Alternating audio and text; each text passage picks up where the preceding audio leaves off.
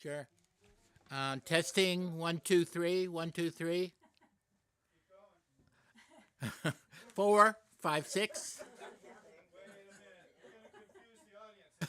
Start over again at 1 because it requires 4. Okay. We don't want to test them. We want to entertain them. 1 2 3 1 2 3. I think that's probably enough amplification in the room. What do you think, people at the back? Yeah. We don't want him to sound like he's addressing the Coliseum. So you got to go a little bit back. Try it a little bit more. I want to hear it. 1 2 3 1 2 3. Yeah, you don't want to turn towards it though, because then don't cheat. Just address your audience. No good. Okay. I might bring it up the same day. So this will be okay if I just read straight ahead. Yeah.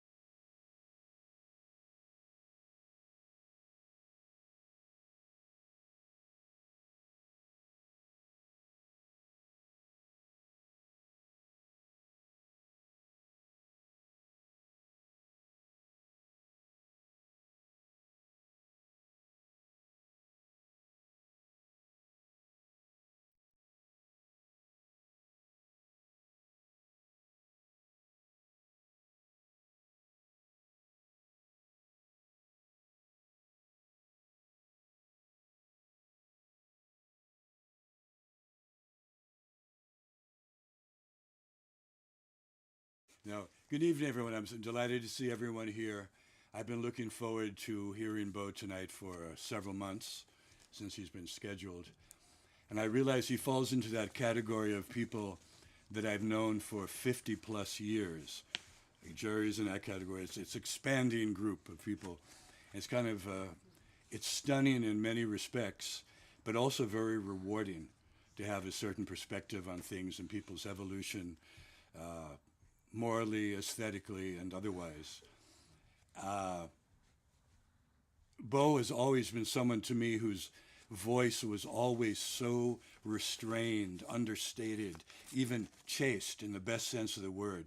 Someone who's not, it's not esoteric, multisyllabic, theory-driven anything. It was just like a heartfelt, straight ahead, a simplicity, an essentialness. And that always struck me on early. But as he has emerged and developed, to me, as a moral testament to our times and the tremendous moral challenges we face, I'm just in awe of his ability to address these issues and still maintain his integrity as a poet. So I find it's humbling. Certainly in 2007, the tragic car bombing on Al-Mutanabi Street in Baghdad, which was a tremendous, again, very emblematic of the American role there and elsewhere. A tragic, cultural assault on the best aspects of that culture. And, Beau immediately responded, and the Al-Mutanabi Street Starts Here project has been going on internationally now for, we're going on, going on 2 decades almost. But, and since then, tonight he's going to read war poems, and I thought, which of the many wars that is going on? And he has addressed a number of them. The killing of George Floyd, of course, one of our domestic wars, terror wars, which has been going on for 400 years. Poems to Ukraine, which is a continuation of European struggles and grotesque expressions of our cupidity and stupidity as a species. And most recently, the collection War News, a digital book. Beau has been writing, I guess, a poem a day since October, the first week of October 6th. And I've been reading these things too, and I must say, it's stunning to me. So I'm really honored that we all have a chance to share some of Beau's thoughts and insights. And Beau Beausoleil. Thank you, Michael. So I want to start out with some thank yous, and to Michael for inviting me to read, to Eric for maintaining this space as a welcoming home for poetry. I want to thank the printer and artist Felicia Rice, who lives in Mendocino and has a press called Moving Parts Press. Felicia posted 24 of these poems in this series of poems that I call War News. And to the editors at Agitate magazine, an online journal that's published an ebook, which is free to anyone. You just have to go to their site, Agitate with a exclamation point after the E, and you can download the book. I want to start off with, this is a poet's note that is in the back of the ebook. And then all the poems have the same title, which is called War News. And so I won't repeat that, but I will say the date that I wrote each of them. There's about 27 here, and in the ebook, there's 90 poems altogether. Writing poetry is the means by which I think through both personal and global events. I began writing these poems on October 8th, 2023, with the onset of the violence in Gaza. I have written one, sometimes two, each day of this ongoing war. They are, to me, markers of witness, and each one holds my thinking and somatic reaction to this continuously evil war. It is also my wish to jolt the reader with these poems, to remind them as well as myself that we cannot turn away, that our humanity, our collective morality requires that we bear witness and then take some kind of action. Each morning, when I have no words left to address what is going on, I begin to write. In the end, these poems may be both useless and necessary. October 14th. Nothing will go back to the way it was. Nothing will look the same as it was. Only the deep emptiness of loss will be the same. Only the barriers to freedom will be recognizable and made stronger.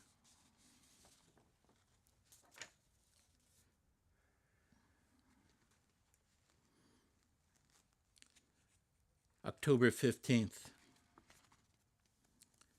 It's 5 a.m. here in California on October 15th, 2023, and I can see death pacing in our garden, his spirit outlined by the darkest of dead stars.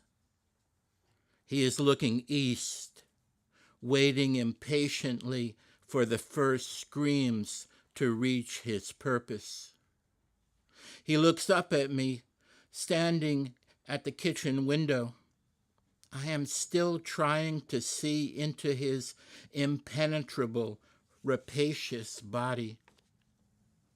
He is soon to leave and stay, always clutching his blood-soaked list of the innocents, always asking me to choose the first of many for him by simply turning my back on what I can plainly see.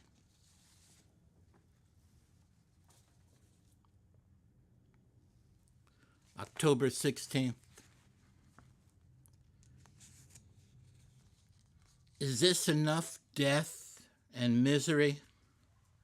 Will it be enough tomorrow or the day after? Tell us what metrics are being used.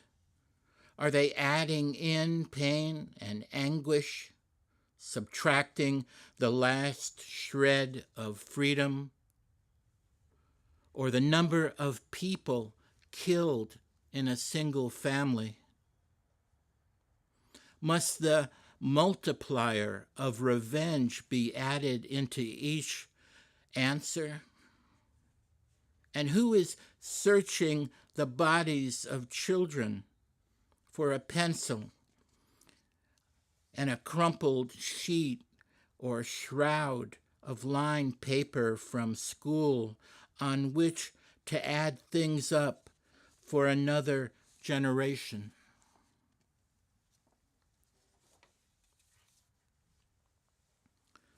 October 18th. On this present leaden day, there are so many destroyed bodies that there is little room for words. One can only privately, very softly, sing a dirge in the street or fill an entire sky with our collective lament, a child's shrouded name as a lyric, repeated thousands upon thousands of times.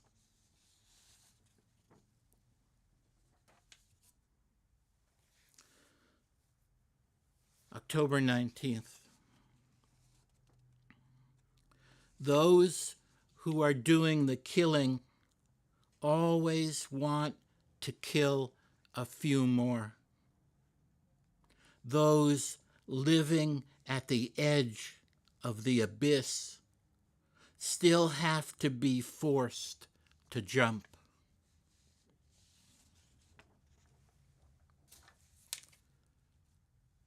It's October 19th. This is for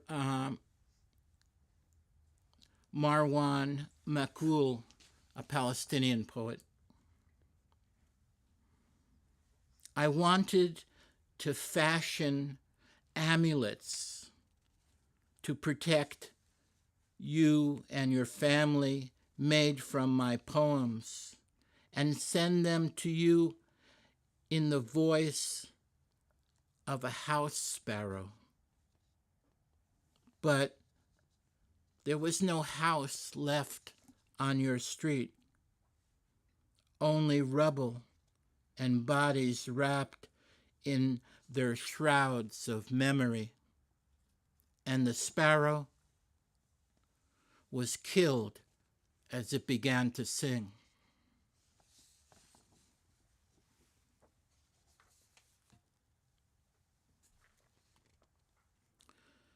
This is October 30th. This is for Heba Abu Nada, a Palestinian poet who was killed in one of the bombings. I keep reading your beautiful poems each night, in part because in them you are still alive on each closing page.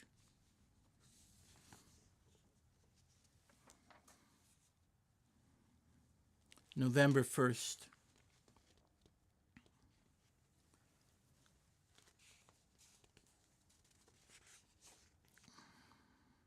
One, bring me some words to bury in our garden.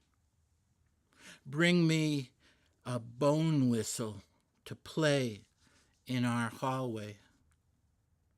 Two, when death releases a child from under the rubble of a home and allows her to be pulled back into life, I am stunned with the terror of hope.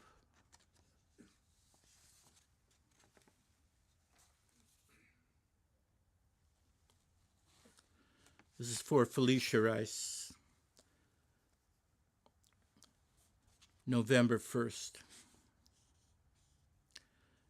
I look for the smallest, most determined fish that swim from our shore and wonder what messages of peace they might carry for you. Unless they are caught with so many others in another tangled net of empty words and die gasping for truth.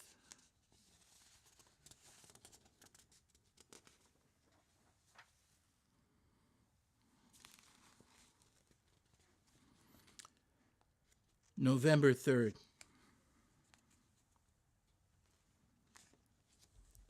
Who will identify the living after the dead give up on us in disgust? Who will arrange the family members for the photograph when there are no family members left? And for how long can anyone live within the violence of today as it consumes tomorrow?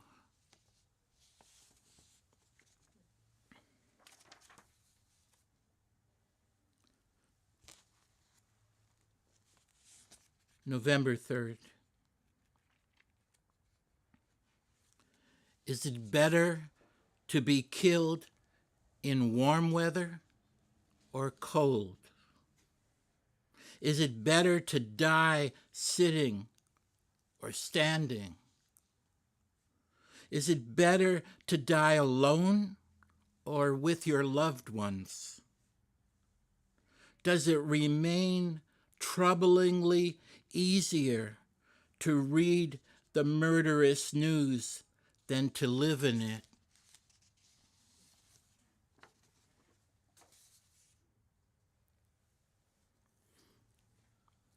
November 8th. Let us wear the shoes of the innocent dead and walk into their names and violently ended lives. Let us walk under their breathless sky and demand once again that they forgive us.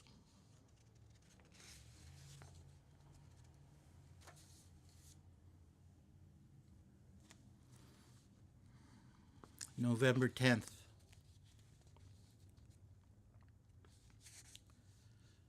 These dead don't want their bodies written upon by politicians or sewn into flags of war that fly over endless cemeteries. Their names are martyrs in any prayer, in any language.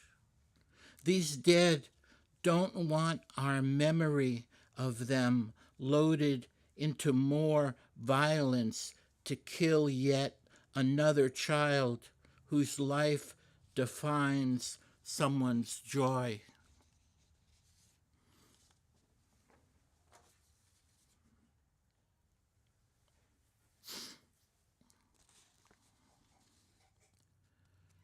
November 12th.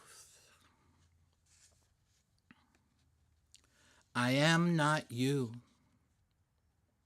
but am instead the printed memory of myself thinking of you.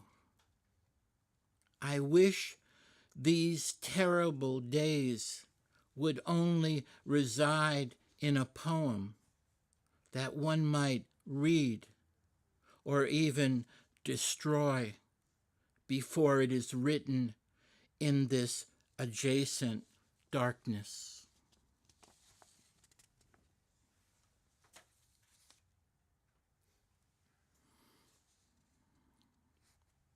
November 15th.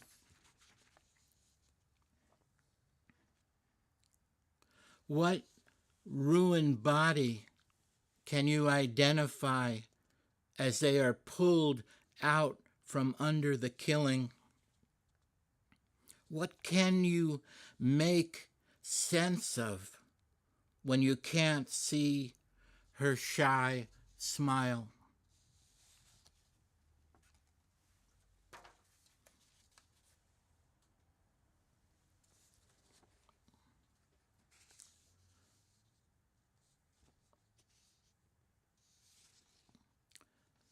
November 15th. We allow the hours, we slow the hours in our poems. We imagine the killing ending as best we can with words. But even so, on some of the cruelest days, we feel like foolish liars who are unable to see our own lives between the pages.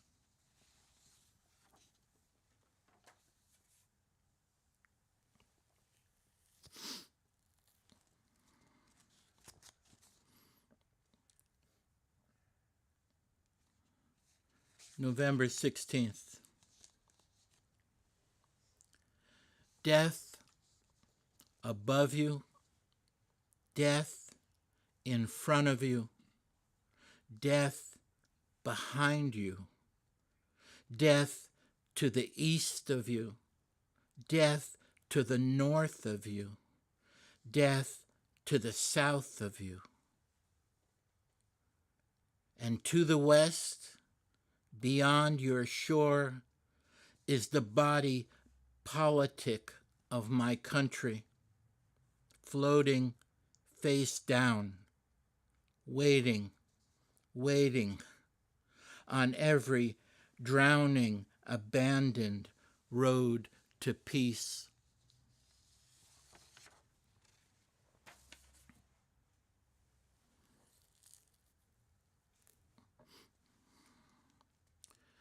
November 16th.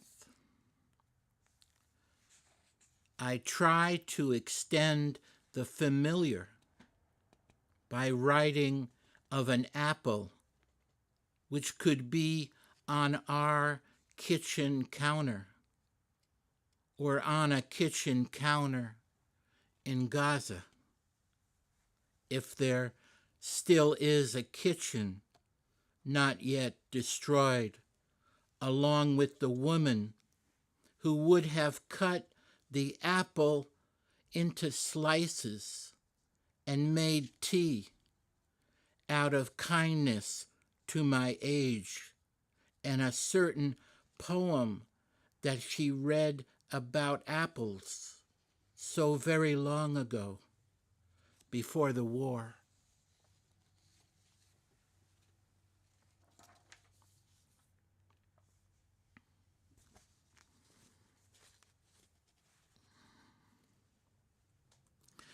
There is a cumulative weight in writing these every day, and sitting here reading these, there's a cumulative weight in reading them as well.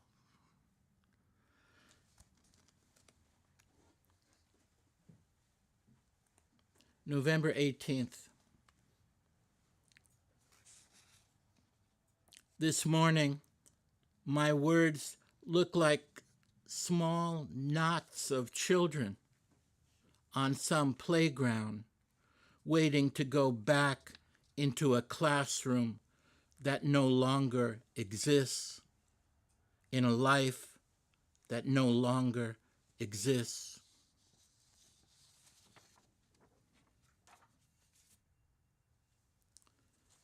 November 20th. Who deserves to be lied to first? Is it the living or always the dead?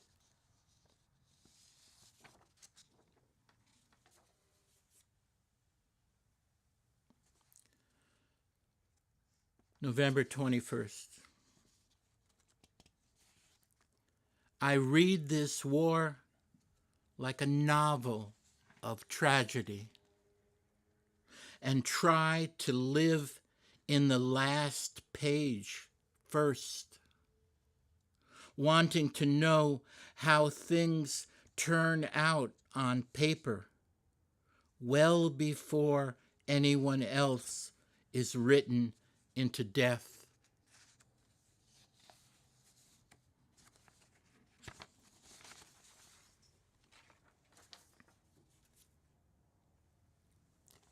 November 23rd.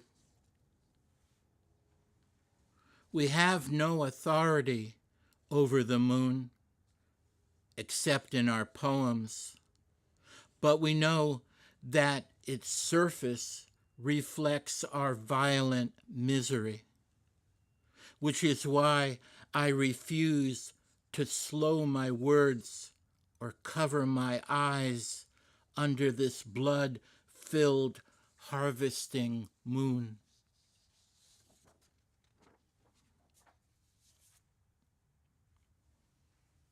November 24th.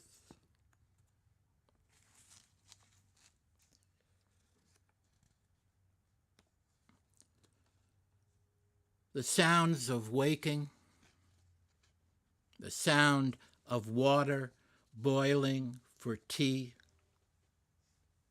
the sounds of speech across the table, the sound of a page being turned, the sound of dishes being washed, the sounds of words rushing to a child's tongue, now lost in memory, now only a document of violence.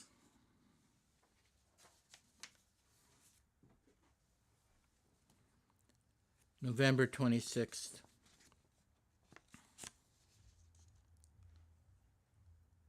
The Museum of Collective Punishment has installed on its walls a permanent exhibit of the names and handprints of more than 4,000 children using common red chalk found in any bombed-out elementary school.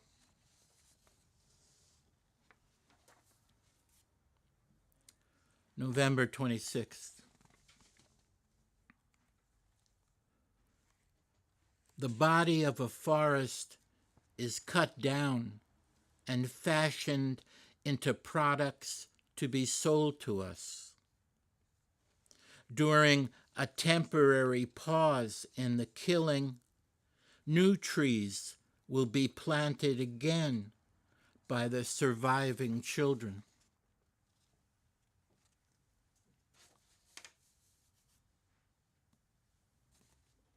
December 1st.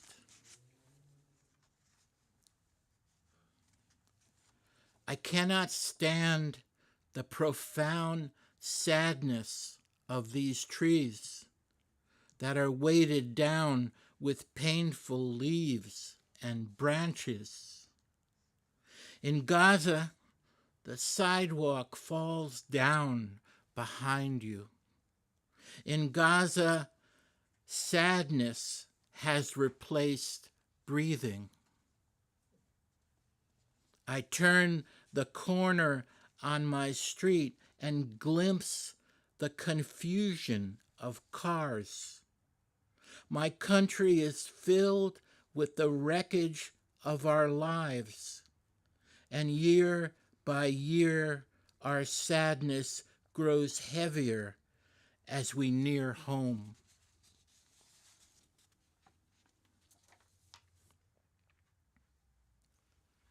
December 5th. There are still patches of ground where no one has been killed. Live there until you are told to move. There are still patches of ground where no one has been buried. Dig a grave there and climb into it.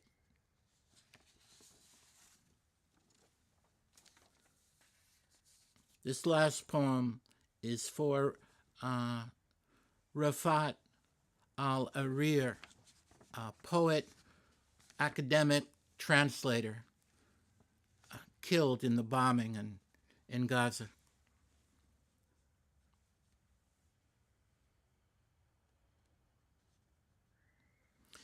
He had written a poem. His last poem was about, it starts off something like, if I must die, then you must live. And talks about a child finding some cloth to make a kite to fly into the sky.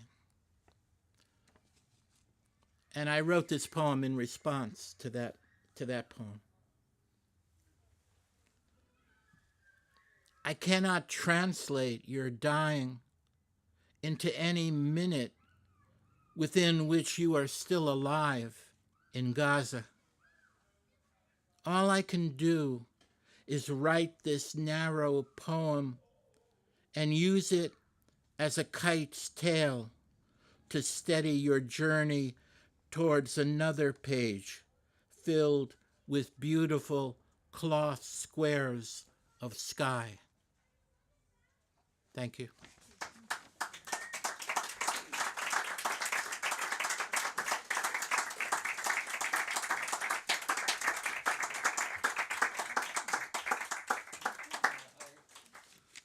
So the two books that I thought I was going to read before I started writing the war news was this book of poems, Poems for Ukraine, and this book, The Killing of George Floyd, and both for sale here at Bird and Beckett.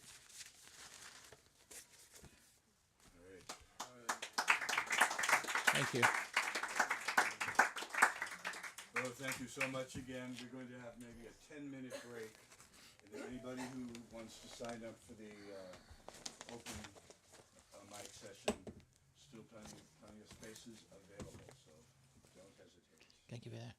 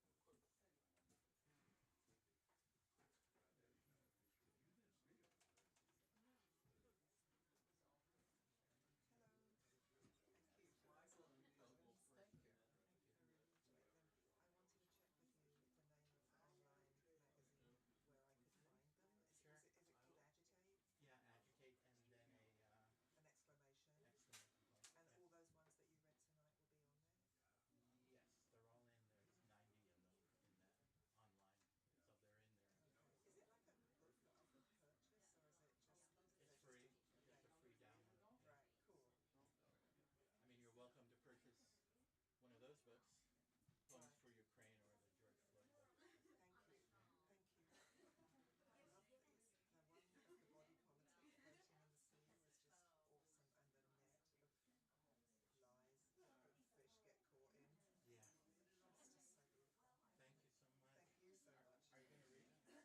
That is such a Canadian thing, but I think it's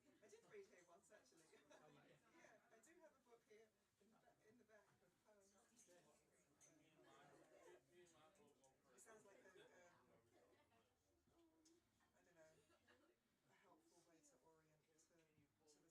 what we are as poets, is to bear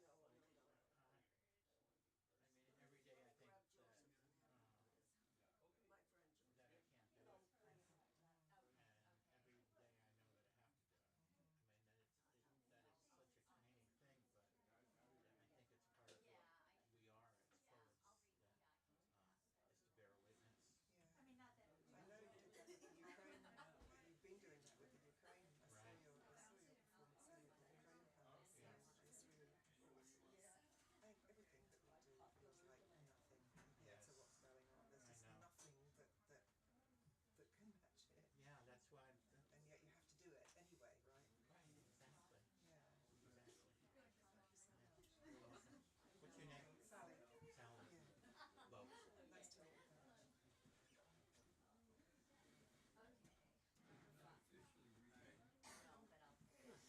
Nice to meet you. Will you take them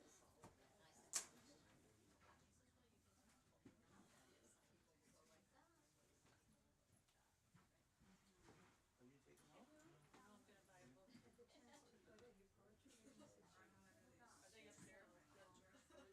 You can just take one of these right here. Would you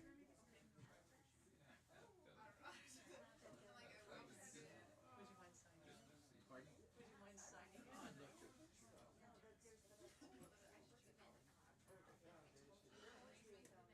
Notes that Michael said. Yes.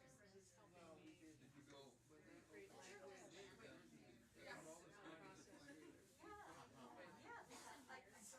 For what is going on out there. When they open I know it's the only way I can think my way through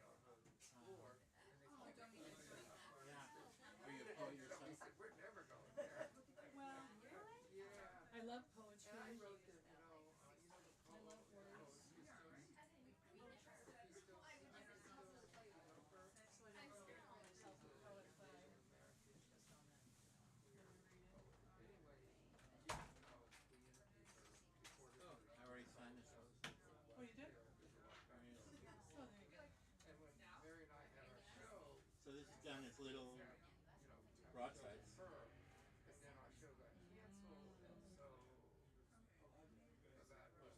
about a few years ago, the Lincoln department said, "How about a show?" They said, "Yes, we had her. I interviewed her for about an hour and a half." And out of the blue, about a year ago, I got a note from an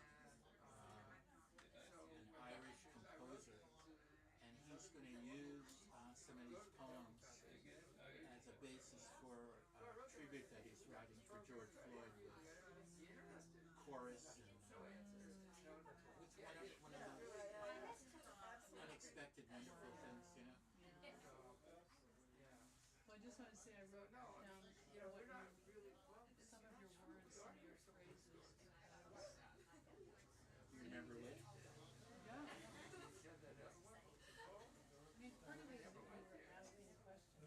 We're doing music at the place. No, I Work so much. we don't. Something I was not expecting in all of this is that in the conversation on Facebook, which I wasn't looking at, but I am putting it Yes. because it needs to be said, it needs to be said, and I'm there and witnessing every one of them, so all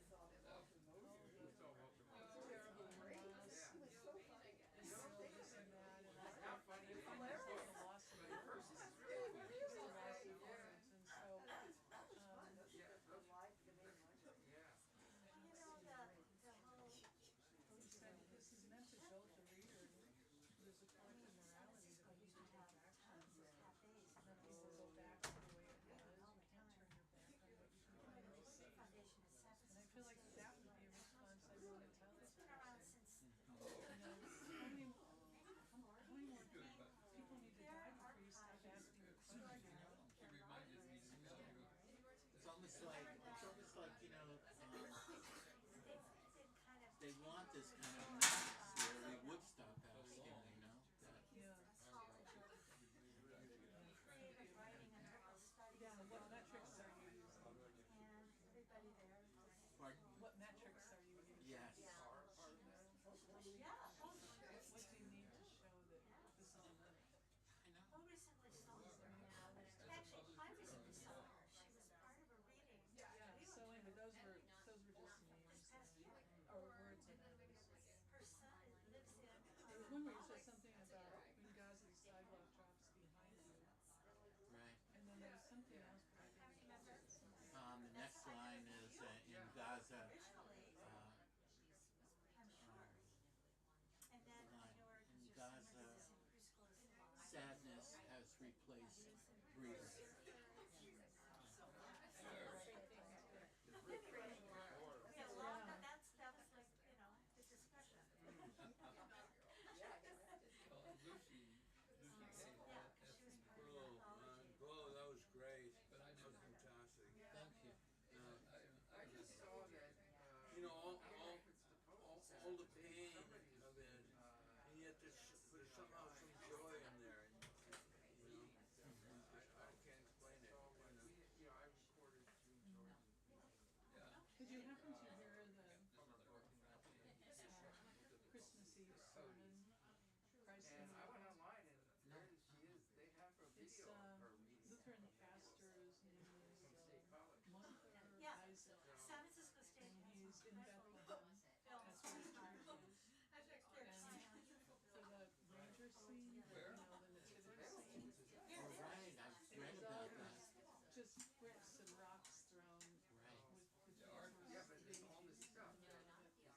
And the name of the sermon is called Christ in the Rubble. This is very, I'll have to look for that. So it's a very powerful except for. monthly M-U-N-T-H-Y Isaac, Reverend Monty Isaac, is a Lutheran. And if you just Google Christ in the Rubble, the picture and the sermon will come up. You know, Beau, how do you picture to like American people Well, or something like that, the struggle of people, you know? Really, you know, they were gonna. Since nothing happens here, right? It always happens over there, right? Pay for speakers. Yeah, you pay for it. Right. Yeah. But they didn't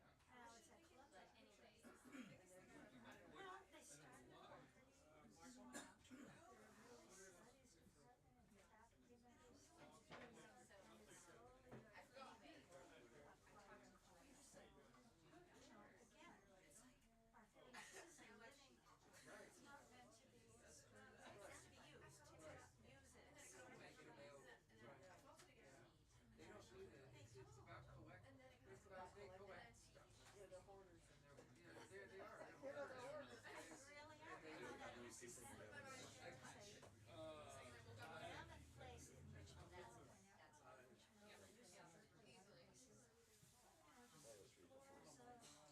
Oh, Yeah, me too.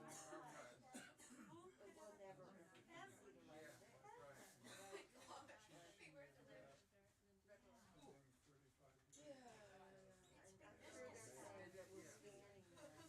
Sounded all right? Yeah. I remember when the Black Panthers sold their archive to Stanford.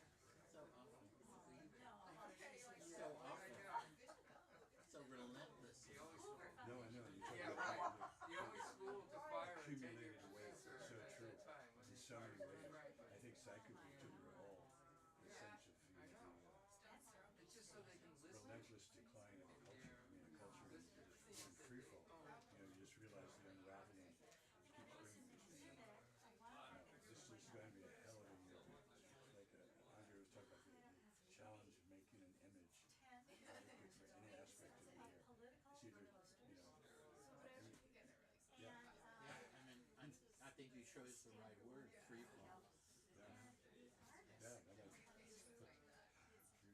No, and it's gracefully falling. It's like the Wallendas who all serially end up tumbling off from some ungodly height, and it's a matter of what dignity can you maintain as you fall, from 80 stories up or whatever.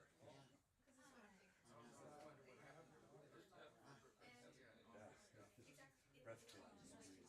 It is. Yeah. I mean, the fact is that nobody thinks they're ever going to be worth anything. And our country has just handled it so badly. Biden has. That is wrong. See, I think every other era, at least in every region, there are better people who could be running the government.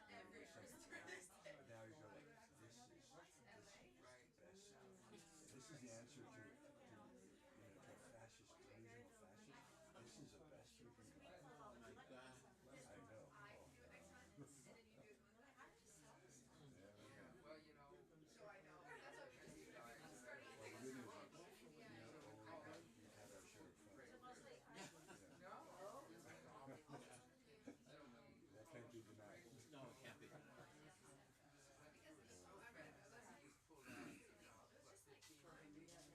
he holds up on both the says, this is doing How many people did we get to sign up for that? Jeffy, sure, he's 4 people on this. But we were brought up that books are supposed to be read. They're supposed to be put in plastic, put in the closet, right? So these are all the books that we grew up with, because we read, but the dust jacket is faded. So yeah. So there was none of these books were, they were, like that $700. We still have them,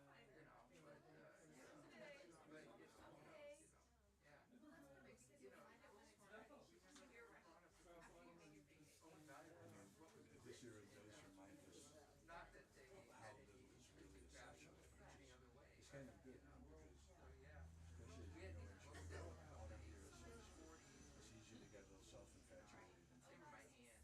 This, that, or We the had a other. very glamorous. Yeah. You really imagine accomplishments one's had or hasn't had, or Yeah. what have you. You realize, oh my God. Yeah, I don't feel that at all. Yeah. So when she died, I guess it's a good thing that you always feel. I always want that. I don't want a smooth surface. I really want that to feel that roughness. I mean, to me, that is really life, and that is what writing is she had all about. the heritage. Yeah, that's well said. Yeah, they're here now. We gave them all the Yes, we are. there. Should we get started? We should 7, 10, start. 12. We gave them all. So around it, you can still see a lot of the books that we gave them, the heritage books. It was just nice. Well, you said you wrote one of those a day? You say you wrote one of those a day? Yeah, one, sometimes two. You're buying the latest. Right.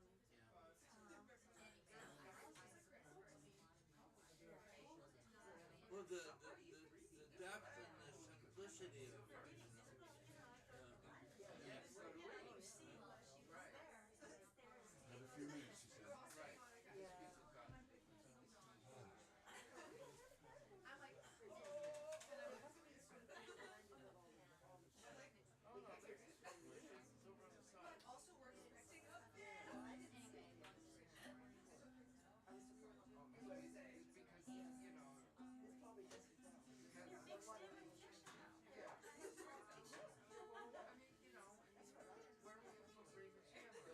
the eternal part of poetry.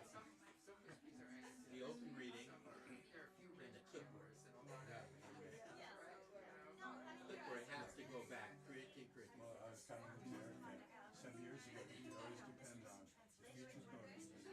Like sometimes it's decently late, and that poet and a number of other people get wildly drunk before they even get started. That's kind of changed a bit.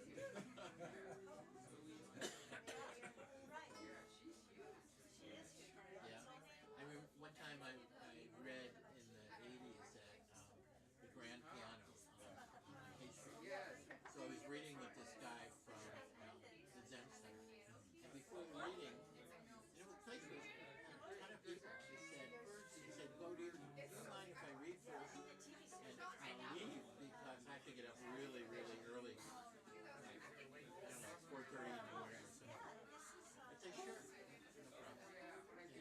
And so he read, and then as he left, 98% of the audience got up and left with him. They were all people from Denver. So I read to like one table.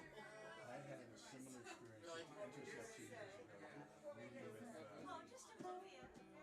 Elizabeth. She was kind of a protege of Mike Shaw. Oh, the woman? Yeah.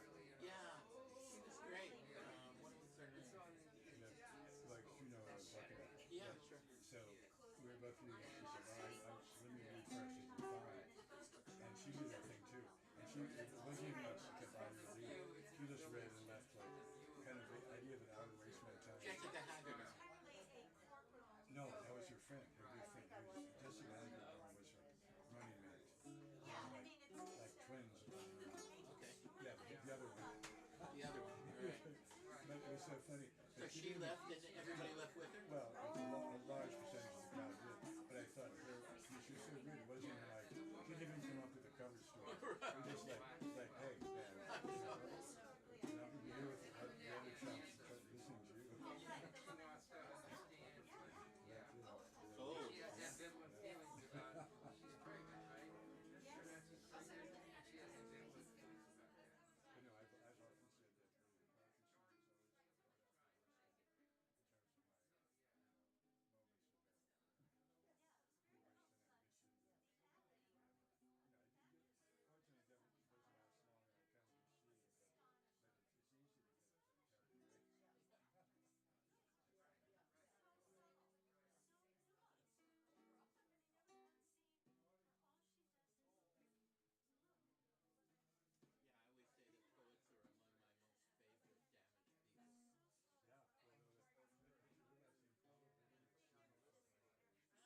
are among my most favorite damaged people. Yeah, although the realizing probably it's in our culture, our time, like, hello, why could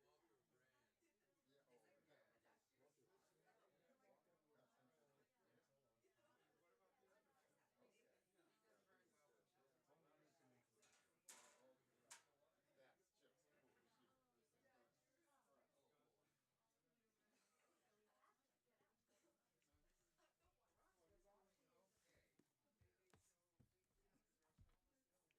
Right.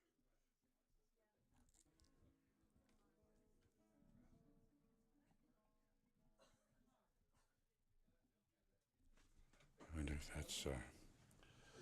So, Eric, you ready to get settled, started again? Get your head in the frame. There we go. Okay.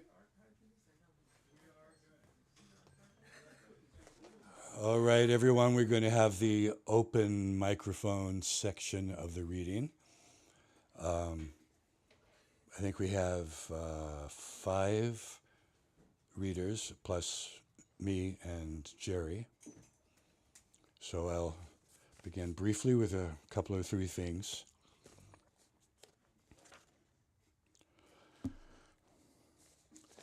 This is entitled, Sloth is Like Sleep,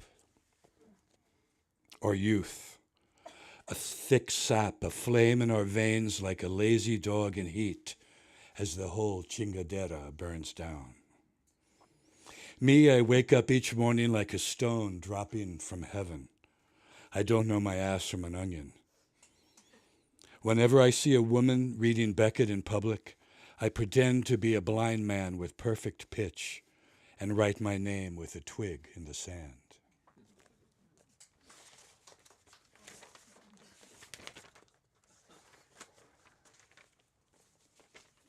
Beau and I were just commenting that to read poetry in this day and age is an act of sublime folly at best. At best. In Spring, the Springing, I always like to write some spring poems.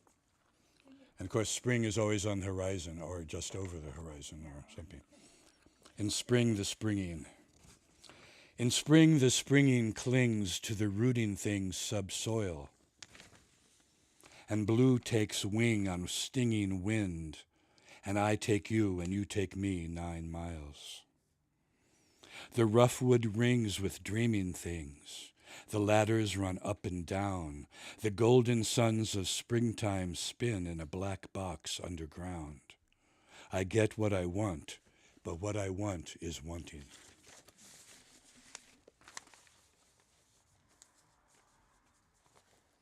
Right, I'll conclude with this in title. This, you probably recognize the, borrowed lines from a Welshman. Time held me green and dying, though I sang in my chains like the sea.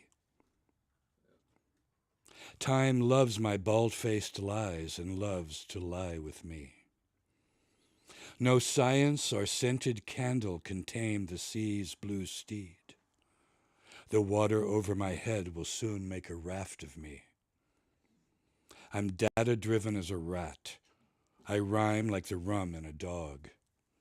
At night, the petrified wind dissects me like a frog. Thank you, guys. Jerry, I defer to you, sir.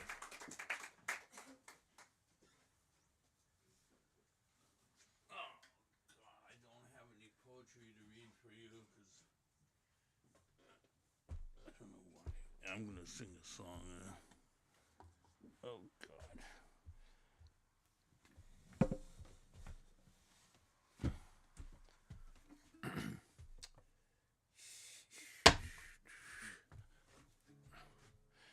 Poems for Ukraine. That's like now, right?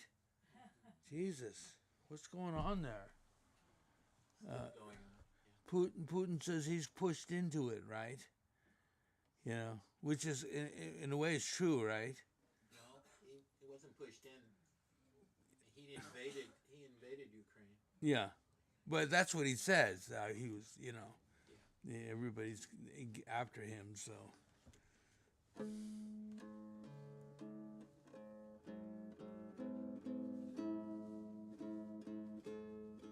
Okay, this is the Cuckoo, which is the oldest American song, I think.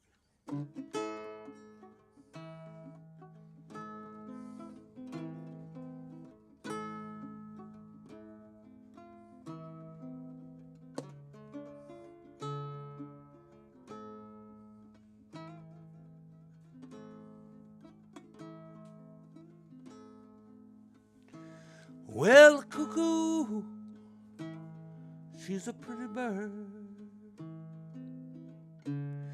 and she warbles as she flies, but she never hollers cuckoo till the 4th day of July.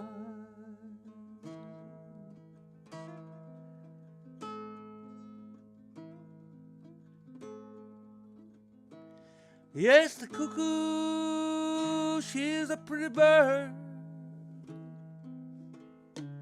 and I wish she was mine. She don't never drink water, she only drinks wine.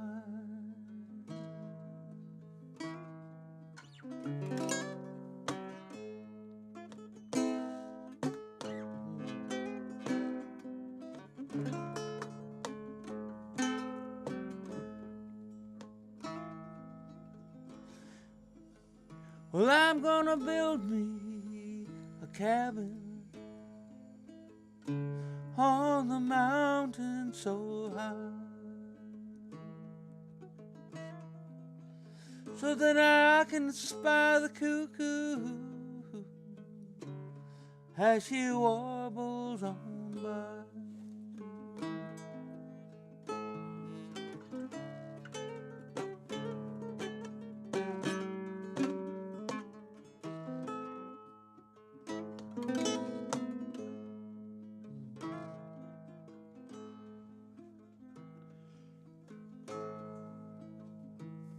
Yes, the cuckoo, she's a pretty bird, and I wish she was mine. She don't ever drink water, she only drinks wine.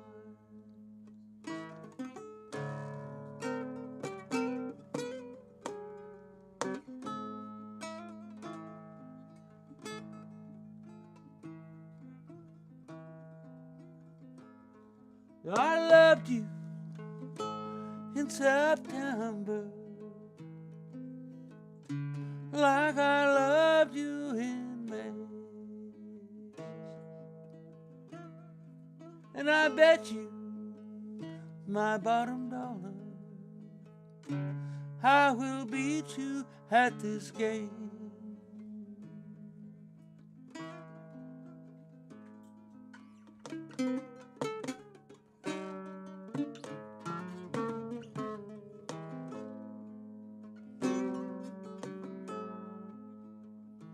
Yes, the cuckoo, she's a pretty bird, and she warbles as she flies,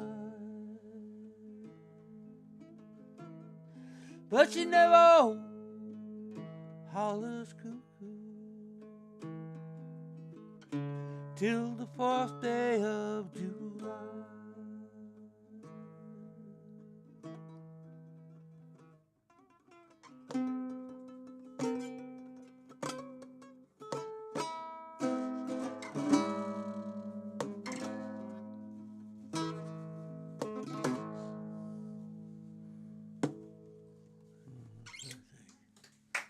You. Okay. Down to the open mic.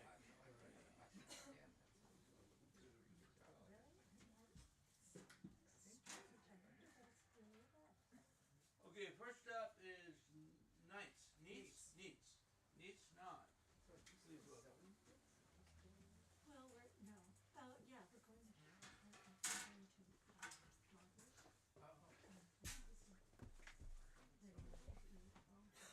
Hi guys, I'm Neats.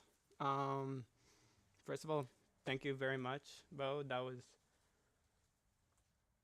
I needed to hear that, I think, and like hit me right in my comfort, which is what like words and art. So I appreciate you for that.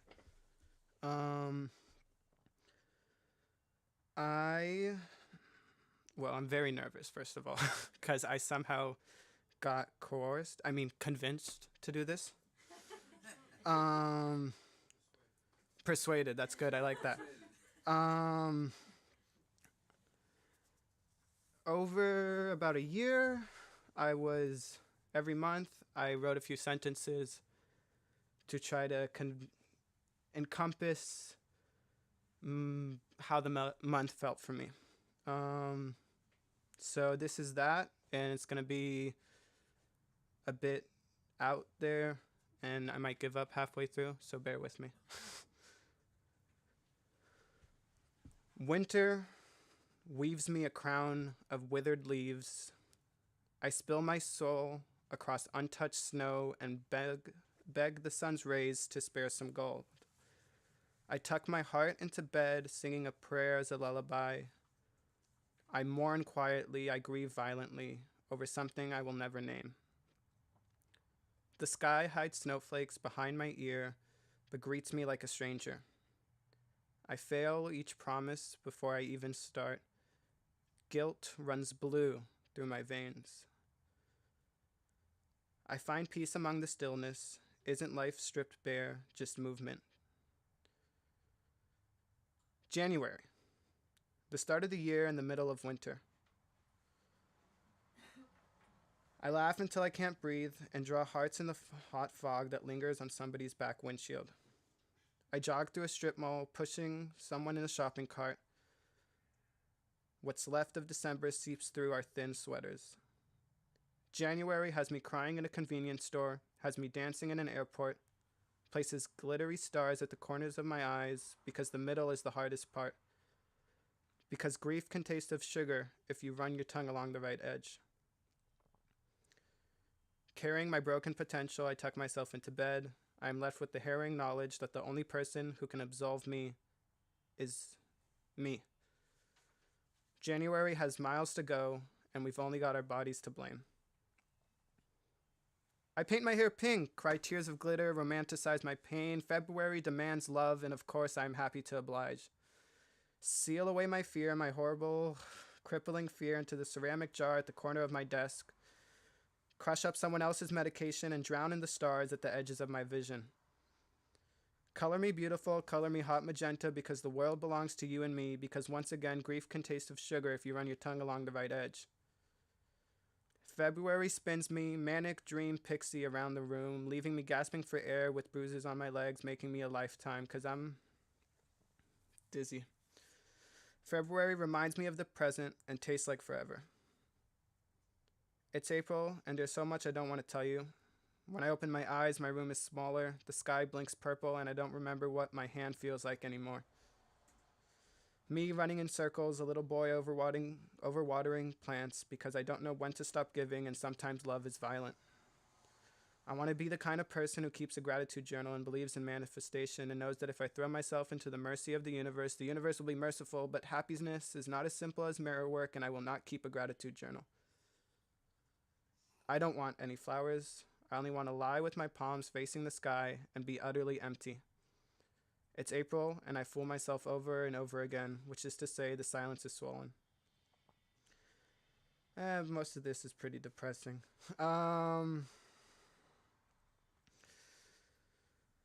September. September wants me so bad but won't text me back. It's the in-between space. I'm suspended in limbo. I float through hallways hovering half an inch off the ground, and I'm not quite sure who lurks behind my mirror. September dips roses in liquid nitrogen and makes me wonder if I'm a terrible person. I'm sorry I never called, and I'm sorry the cement is still stuck in the fabric of your shoelaces. My homework is done 3 days early, but I can't remember what your voice is supposed to sound like. September cups my face in their palms and exhales smoke into my mouth. I'm not quite sure what percentage of my blood is that terrifying gray color, but my heart continues to beat regardless. I'll leave it at that. Thank you. And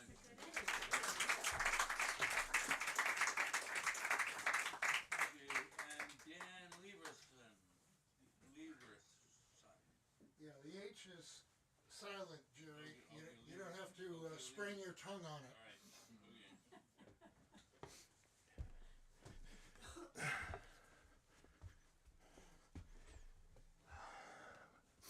Pretty packed house. Wow. Impressive. You guys all turned out. I'm Dan Liebertson. I have a few books of poetry out there, some of which may still be available here at Bird and Beckett. But I wanted to read some new material today, which hopefully will comprise a book at some point. And taking a cue from our featured reader, I thought I'd select poems about humans' violence toward other humans and toward the land, toward the earth. First one is Reading James Wright. All of you, I'm sure, know James Wright, an Ohio poet of tremendous power and tragedy. Reading James Wright. Brief, blunt words probe hard, or caress with the gentlest touch, like drifting fur torn from animals as they fight or rip their prey. He was a large, blockish man, dead drunk when I saw him read. The most vulnerable, terrified human I think I've ever met. He wrote a poem about the dread of getting naked beside your love. Exposure has no mercy on the body's faults. Ravaged Ohio, once the green, lovely land of the Lenape, now locked in dirty winter, mourned its death through him. He was its saddened simulacrum, a state of helpless bulk yearning for rescue, buried beyond rescue, wrecked land, wrecked life.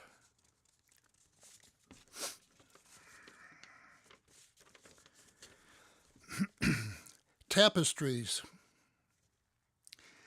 Outside the Museum of the Bayeux Tapestry, a gnarled old man in a worn black beret sits on a bench, smokes a crooked Gauloise, mumbles fitfully, and lightly rocks himself as he peers at the gabbing throng of tourists.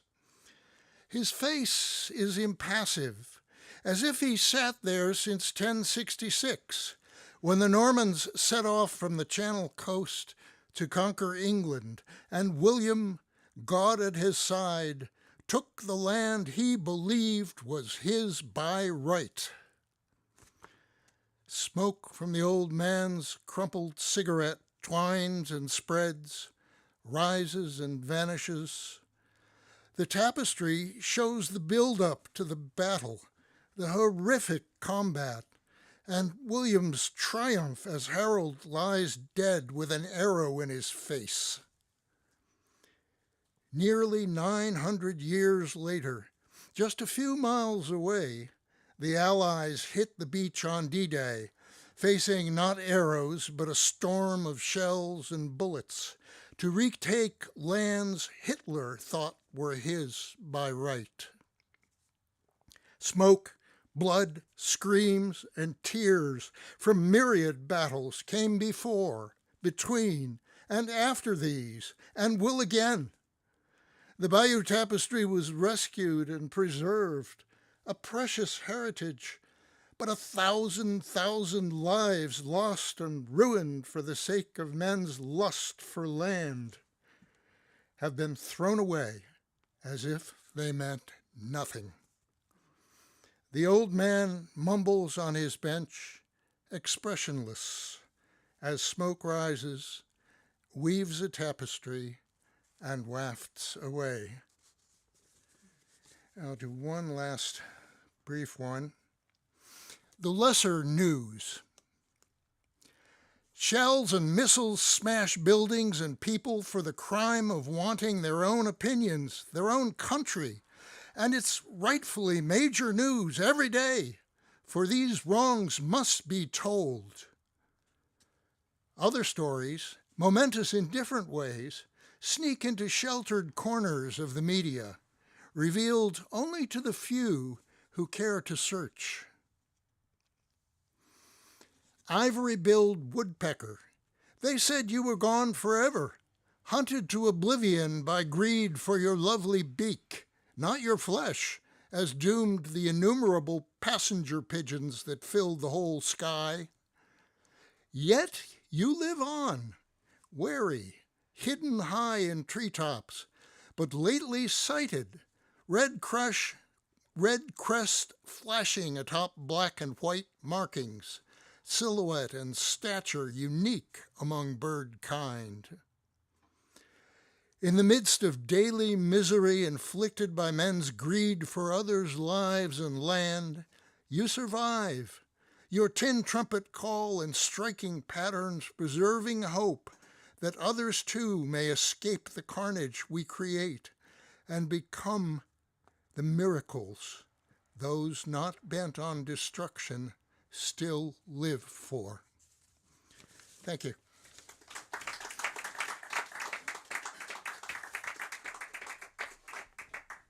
Okay, thank you. And Milo Johnson.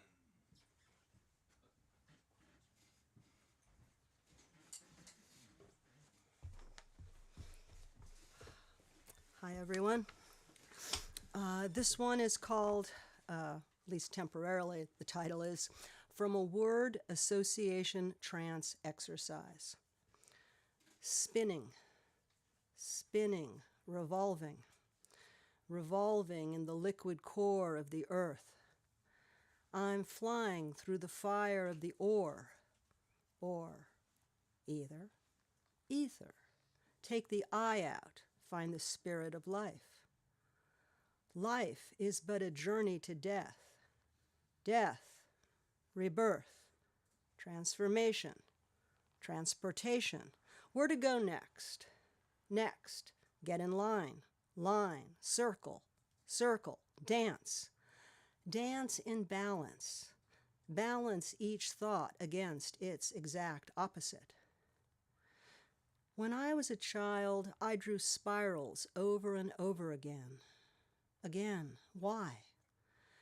There's so much to learn, and there's not enough time. Time. I'm 63, and I don't know what that means. Means, suddenly I feel sad. I must fear dying. We all fear dying. I'm floating. I'm sinking. I'm borne upwards. It's all the same.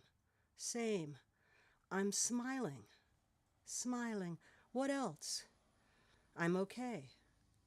Okay now. Now, if I stay in the now always, always, I'll be okay. Okay, is this true? True. Thank you.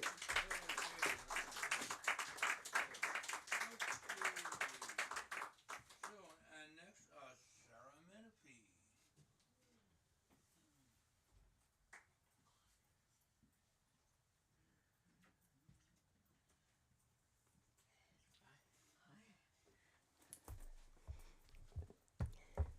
I think I'm short enough to stand here.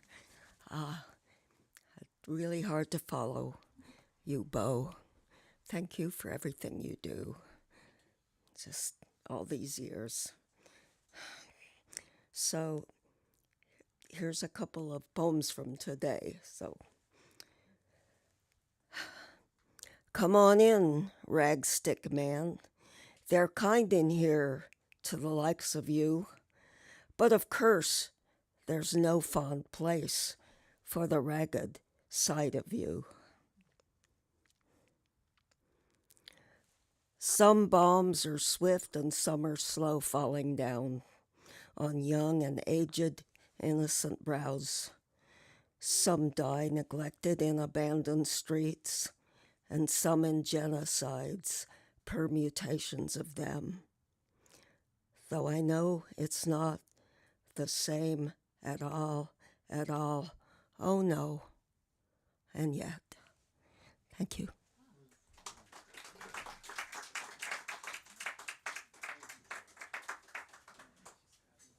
Robin Mitchell, Michael Mitchell? Michelle. Robin Michelle.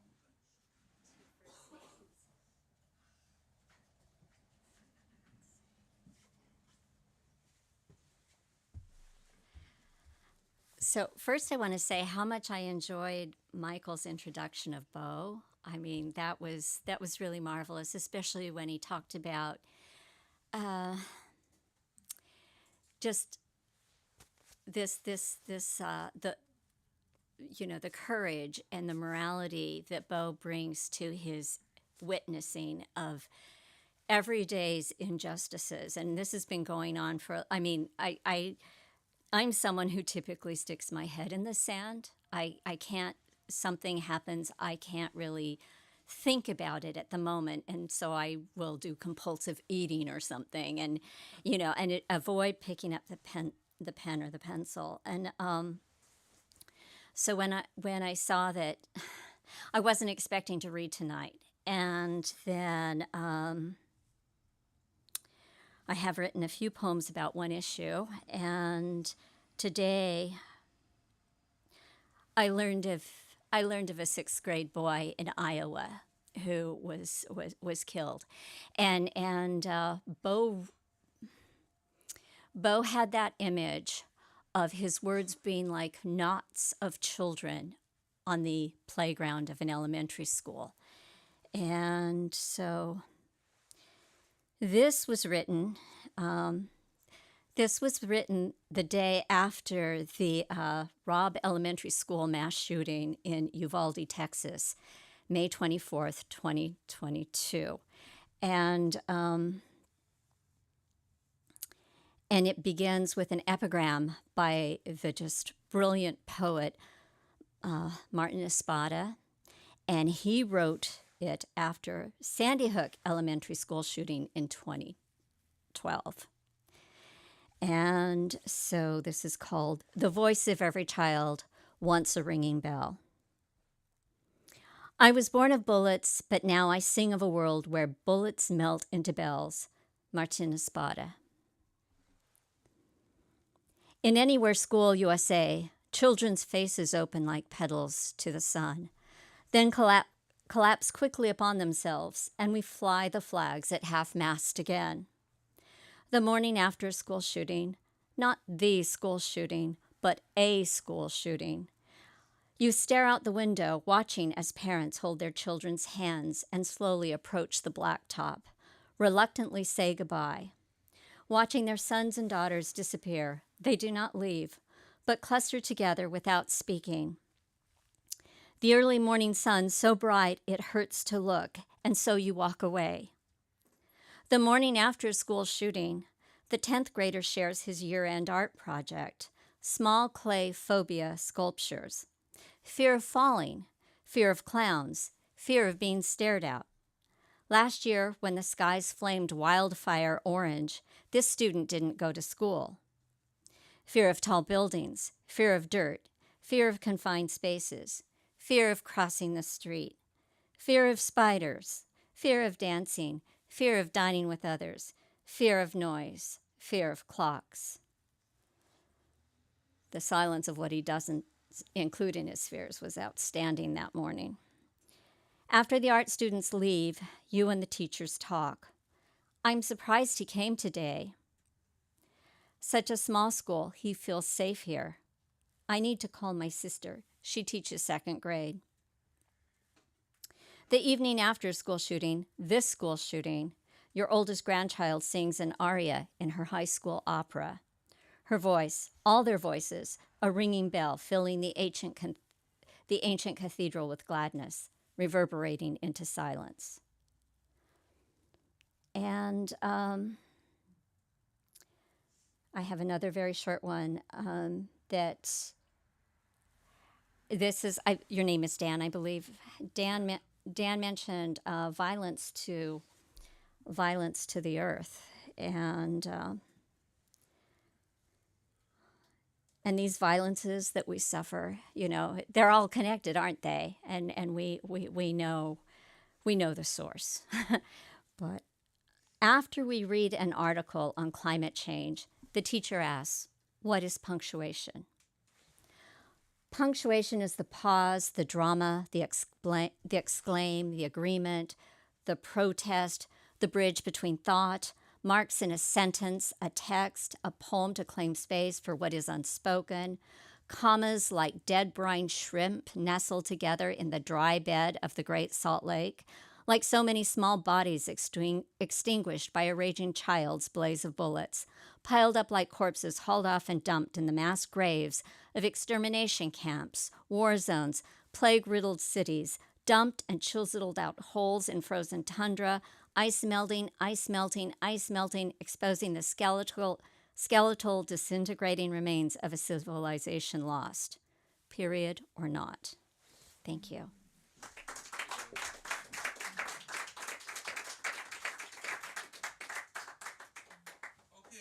And now our house philosopher, Walker Brents.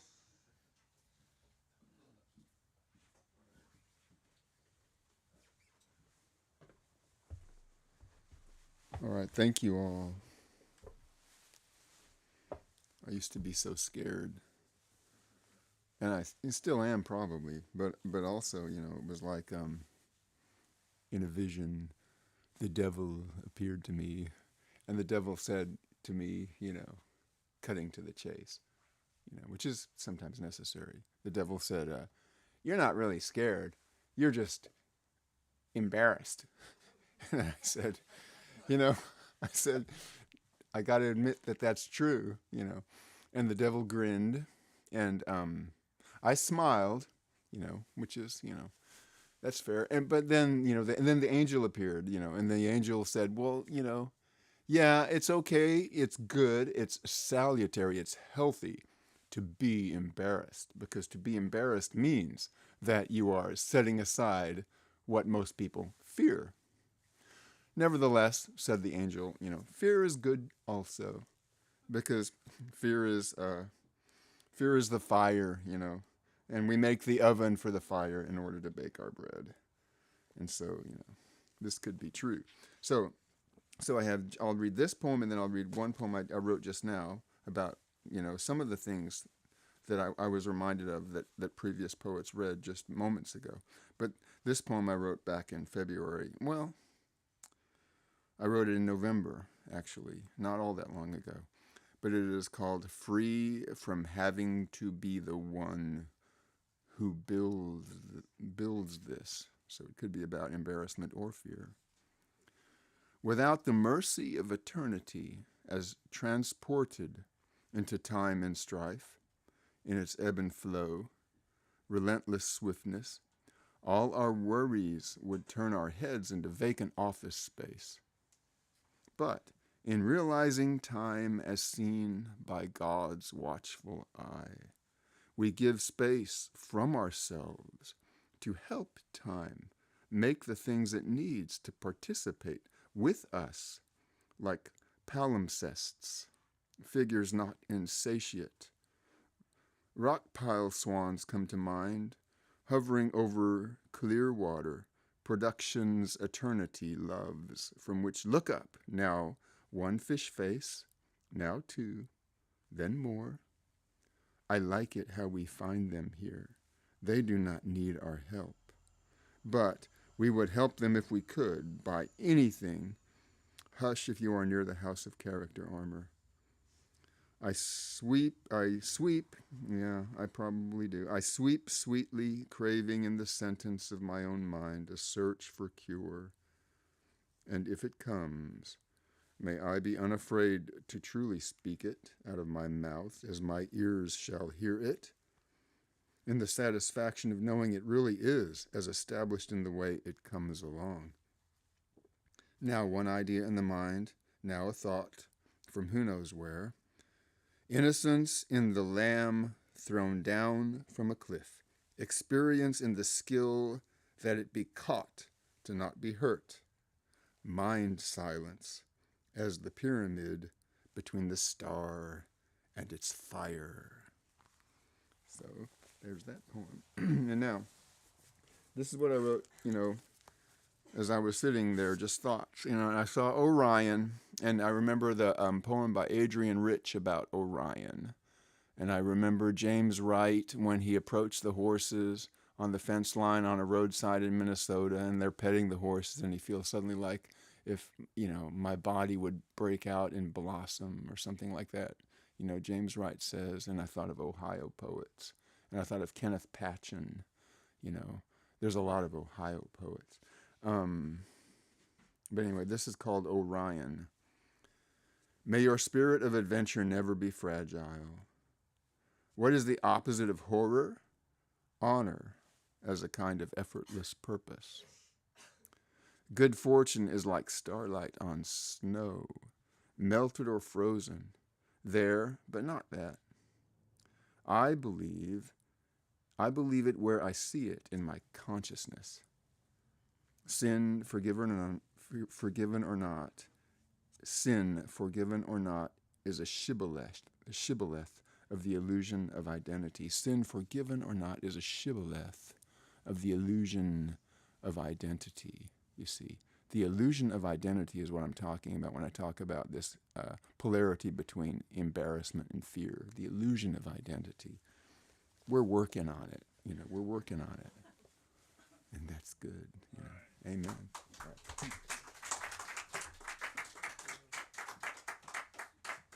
Okie dokie, Mike. be here next month with who? You know? Yes, with yes, give me a moment. We'll give you a month. No, Patrick. Bob Booker. yeah, Bob Booker Oh, and yeah. Charles. Curtis Blackwell. And Charles Curtis Blackwell. Wow, okay. What a team. In a word. Well, Thanks thank a you lot, all Bo. very much. Thank You're you, welcome. Jerry. Thank you, Michael. Thank you, Bo. Thank you. Thank you. So what does that, your song, that song,